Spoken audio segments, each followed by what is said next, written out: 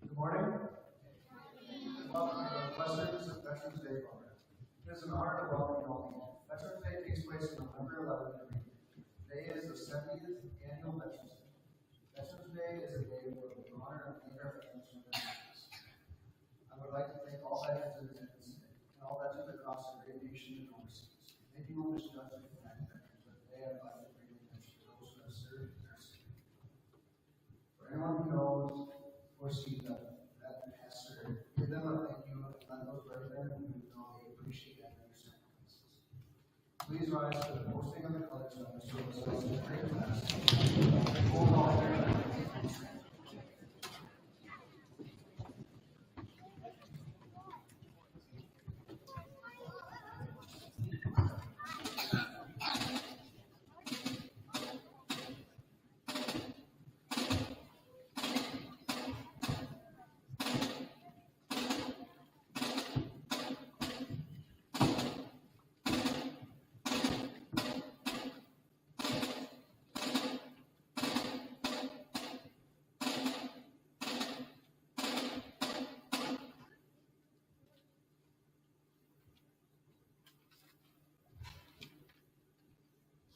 Standing for the national anthem performed by Josh Orson and Wyatt Ray.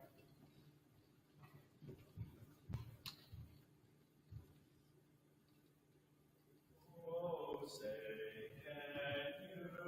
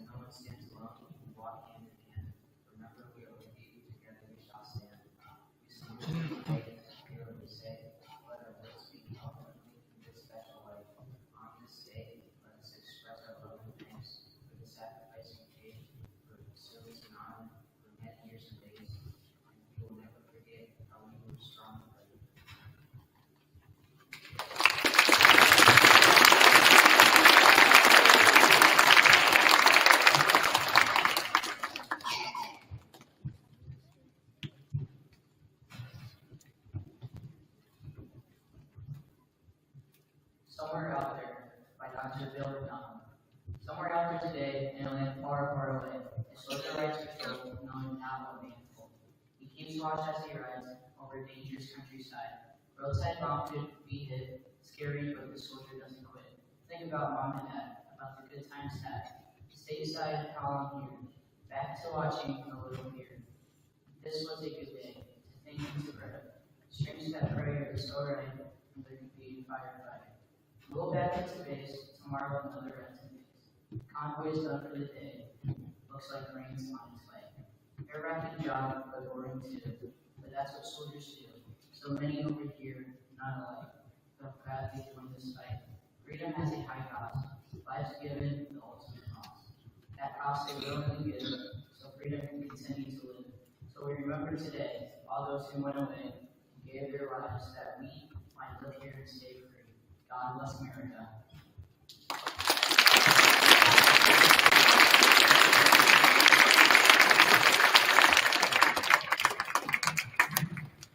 Next, the high school choir will perform, please.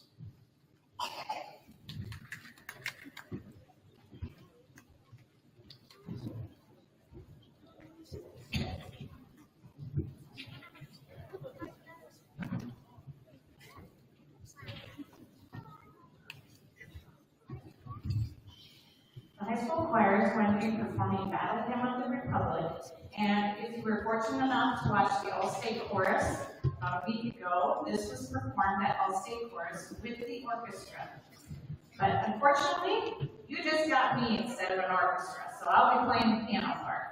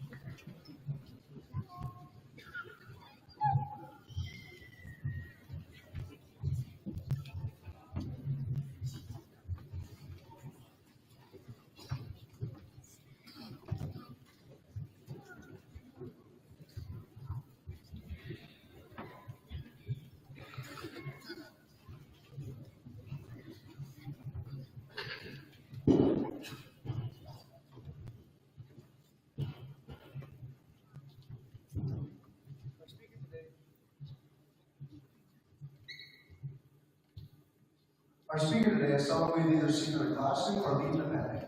She has many family members served in the military. Wendy Thorson has given us the honor of sharing what it was like to be in the military and the challenges she faced.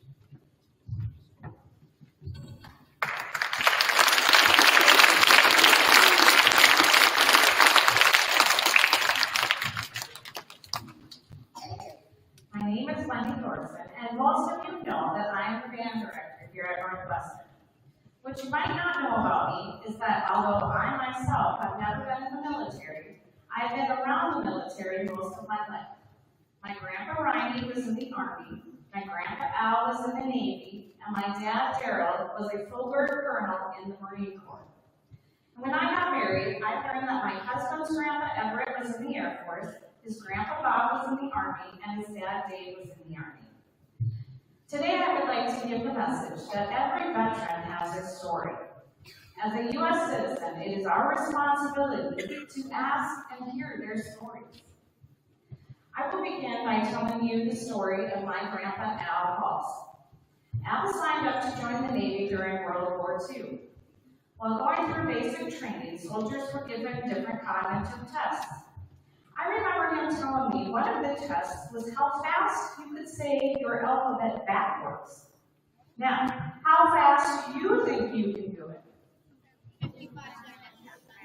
How about like this? ZYX, WPU, TSR, PPO, and MLPJ, IHG, MPCPA. My grandpa taught me the tricks of doing that. There is a secret. Another test that he did well at was one in which he was given a sentence and he had to write down that sentence exactly so that if you held up the piece of paper to a mirror, that you could read it, which meant that you had to write everything backwards, including the letters. Because my grandpa Al did very well at all of the cognitive tests, he was told that he would be part of an elect secret group of the Navy, that would be trained on radar on battleships. This was an extremely new form of technology at the time. It was so secretive that radar men were not allowed to tell their families what their job was or where they would be stationed. He remembered riding a train across the U.S. to board the USS battleship Bunker Hill and not being allowed to get off of the train at any of the stops like the rest of the soldiers could, because the Navy was afraid of spies that would kidnap the radar men. Once on the ship, many of the soldiers lost a significant amount of weight, including my grandpa. He told me that the rations on the ships were not good. He said that the soldiers would pick the worms and maggots out of the bread before they would eat it, and that the eggs were rotten, but they would douse them with ketchup. Otherwise, they would not have anything to eat. Most days, there would be kamikaze airplanes that would try to crash into the battleship. Some were successful, and some were not. I was very proud of my grandpa, not only of his service, but his willingness to tell me his story. Not every veteran is able to tell their story, as was the case with my grandpa Ryan. My grandpa Ryan had been in infantry in the Army during World War II. Perhaps because I was a younger girl when I asked, and perhaps because he did not want to relive his story, my grandpa Ryan did not share much of his experience. I am sad that I never had the chance to learn much of his story. My grandpa-in-law, Bob Forsythe, joined the Army during World War II. Bob's story as a veteran was so incredible that in 1946, there was a newspaper article written about him, and it goes as follows. Northville boy in pack train crossing wilderness of Tibet. Incoming China. The first government animal pack train, led by 2 Americans, to come through the forbidden country of Tibet has arrived safely in China, following a 450-mile, 21-day trek. First Lieutenant Robert R. Forsythe, Northville, South Dakota, and Sergeant James Taylor, Kimball, Nebraska, were flown to Tibet last April with the mission of transporting horses and mules purchased for the Chinese Army. Both men are on loan to the Sino-American Horse Purchasing Bureau. Lieutenant Forsythe, Quartermaster Corps, was a rancher and former jockey in his civilian life, while Sergeant Taylor, veterinary service, knows his horses from farm life in Nebraska. The trek started with 50 horses and 50 mules, the latter being packed and the horses being trailed. Lieutenant Forsythe and Sergeant Taylor were the only 2 white men with the pack train, the others being Chinese mafus, or mule skinners, and one Chinese interpreter. The trail, never before traveled by Americans, took the party up and down the tortuous 45-degree mountain slopes that are Tibet, across the angry, swirling Yangtze River, through the Lolo country, and finally into the terraced lands of Yunnan province. One memory that Bob had was he would only ride a mule because they were more sure-footed than the horses. And he knew that if his leg was touching the side of the mountain, the path must not be very wide. So he would just close his eyes and not even look. Perhaps the most remarkable feat was the crossing of the Yangtze River by rowboat. The river, swollen by monsoon rains, was about 150 yards wide at the crossing point. One rowboat, minus the oars, was available for the attempted crossing. 6 animals with the Chinese mufas to hold their heads were loaded in the boat. The river was crossed by walking the boat upstream along the shore and then making a lunge across the river, letting the swiftly moving currents take the boat to the opposite shore. 16 trips, taking 4 hours, were necessary to move all the animals across the river. To safeguard the pack train from being attacked by bandits, which are sometimes encountered in the northern regions, 2 Chinese flags were made and inscribed with the legend that the animals were the property of the Chinese government. Though they passed several of these roving bands, the pack train was never harmed. The Americans' most surprising incident was to learn that the Tibetans had never heard of Europe, nor had they any knowledge that China had been at war for the past 8 years. Despite the obstacles of almost impassable terrain, angry rivers, and worry-over banditry, every single animal made it safely to China. Lastly, I would like to tell you the story of my dad, Colonel Darrell Ross. My dad had been drafted for the Vietnam War. At the time, he and my mother were teaching music in Redfield. Unlike most people at the time, my dad was somewhat glad to have had his number called. As my grandma, his mom, told me, he had always wanted to become a Marine, even at a very young age. His parents knew at the time he graduated high school that many of the soldiers going to Vietnam were not coming back alive. So they told Darrell that if he went to college first, they would give him their blessing to join the Marines after graduating. Well, Darrell met my mom, and his plans changed after college graduation. During the spring of his first year of teaching was when he was drafted.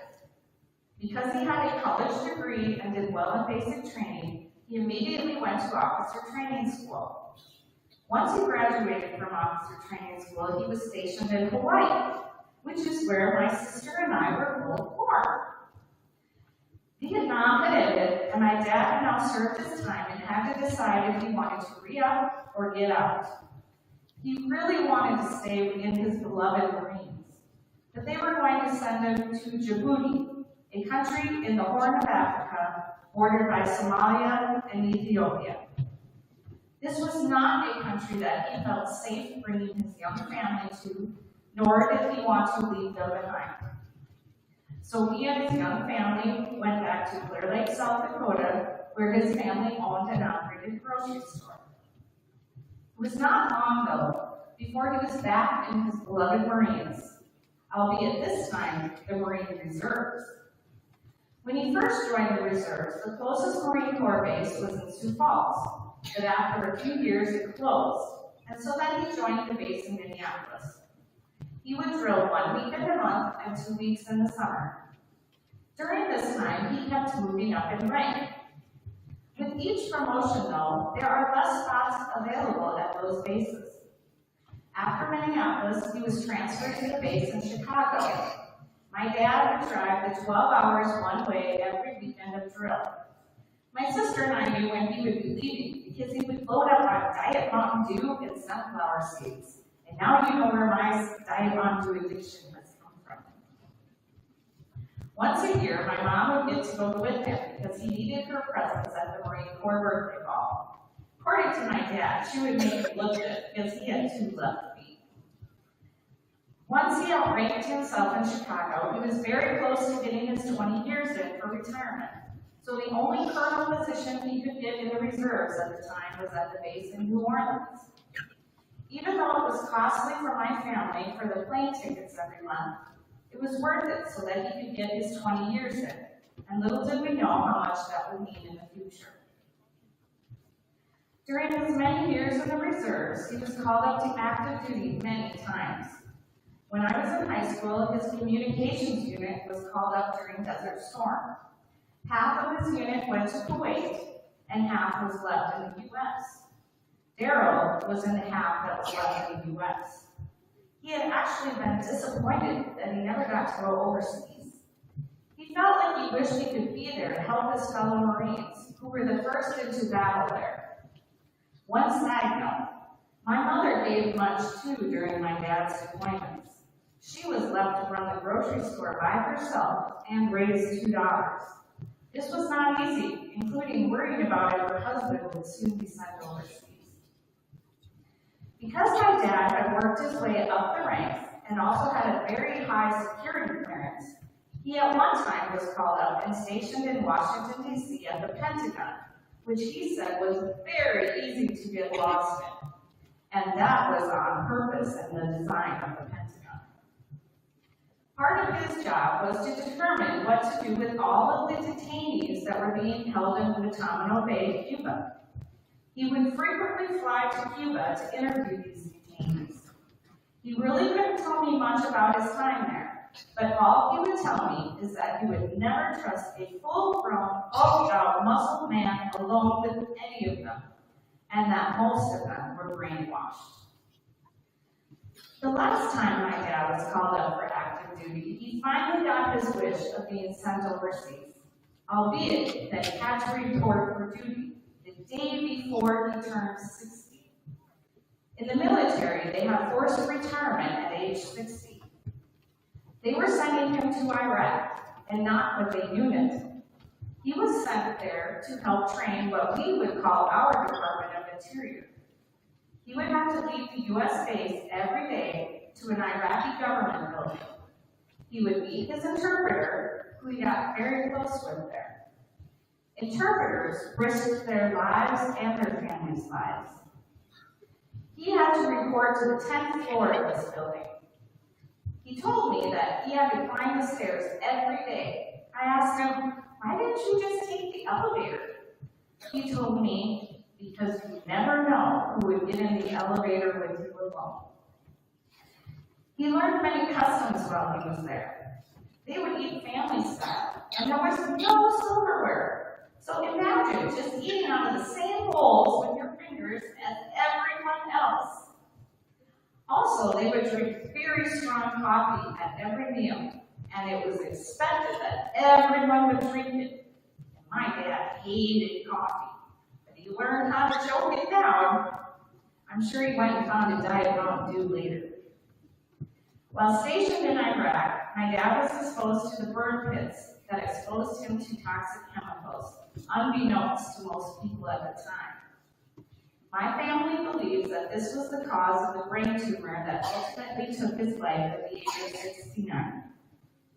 While he was in hospice, I asked my dad if he regretted going to Iraq, and he immediately responded and adamantly that he regretted nothing and that he would do it all over again for his country and his family. I'm sure if you ask most veterans, they would say the same thing. So today, just as I have proudly shared the stories of the veterans in my family, I challenge each and every one of you to find out the story of the veterans in your family and your community. At this time, would all of the veterans in the audience please stand up if you are able and be recognized.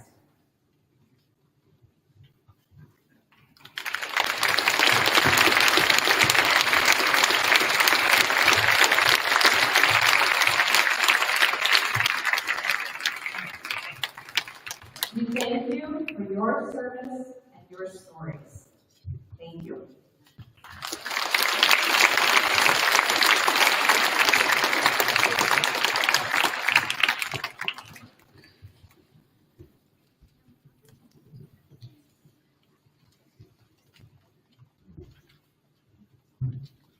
Thank you, Mrs. Swartz.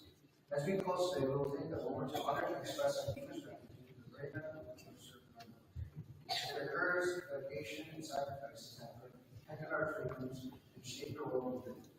Let's reflect on the service and sacrifices of all veterans, past and present, and recognize the strength and resilience they have shown in defending our nation.